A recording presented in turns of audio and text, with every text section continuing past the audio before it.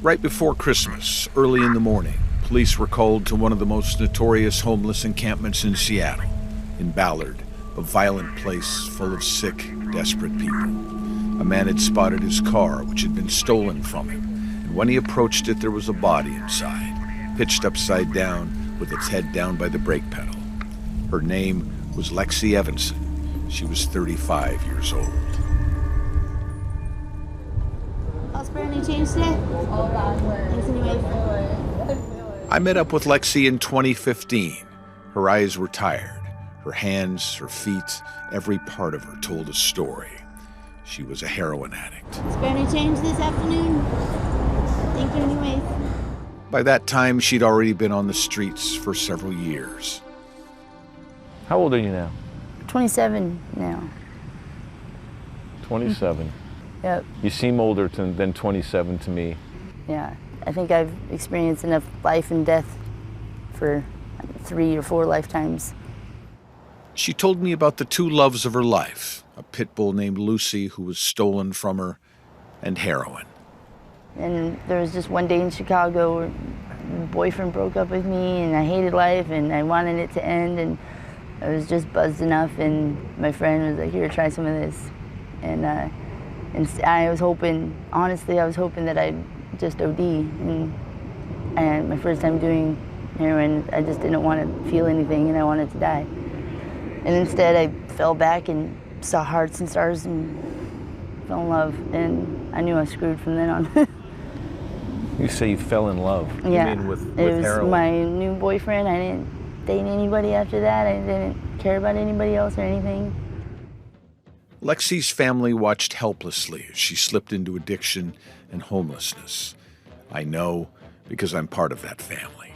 That's Lexi dancing at my wedding. Lexi is my first cousin's granddaughter. She was adorable. The first time I interviewed her, she was just a child. Hey, Alex. What? Look, you're on TV. No, Yes, you are. Tell me about this book you're looking at here. I'm looking at the Bambi. You're looking at what? Bambi. Who's Bambi? Huh? I don't know. As a teenager, Lexi couldn't get along at home, so she left for Portland and moved in with her grandmother. One thing led to another, and drugs took over everything. She lived a rough, messy life with rough, messy people. One night, I followed her around in the streets of Seattle. She ran into a friend, a guy named Don Trell, who told her about another friend. That's You good. heard about Tex, right? No? Texas is dead. Tex, little... Passed away. How'd that happen? Overdose. It's no shock.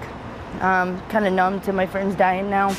Every time I get on Facebook, it's another one gone. Kind of stopped crying after a while. How many friends of yours do you think? There's no way I could count.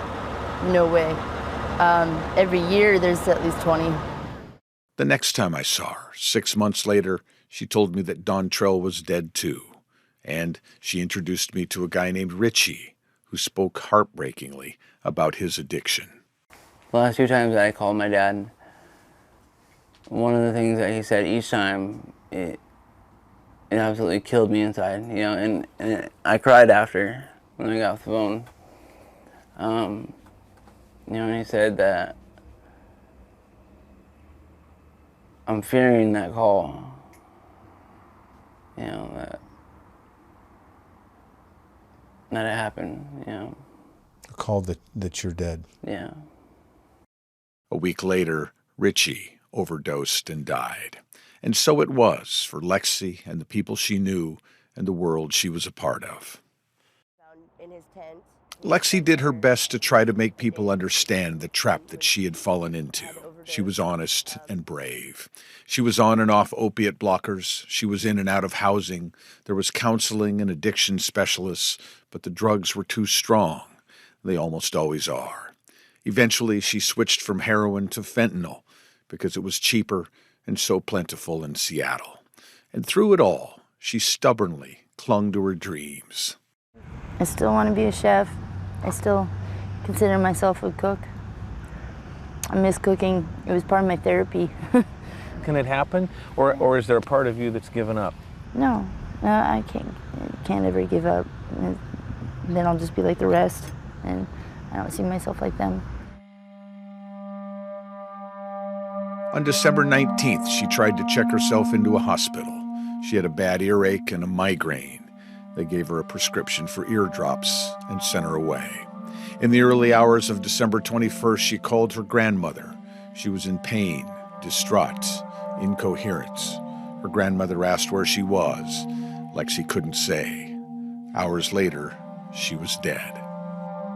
If an ear infection spreads to the brain, it can cause meningitis. The medical examiner concluded that Lexi died of acute bacterial meningitis. So who killed Lexi Evanson?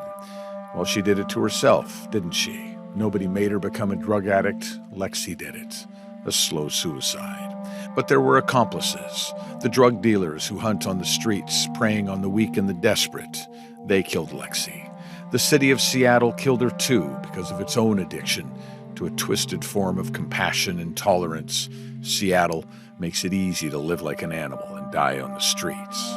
The state of Washington has blood on its hands too, and the United States of America for that matter. By not creating mechanisms to pluck people like Lexi out of their hellish existence and give them a fighting chance, all levels of governance are guilty.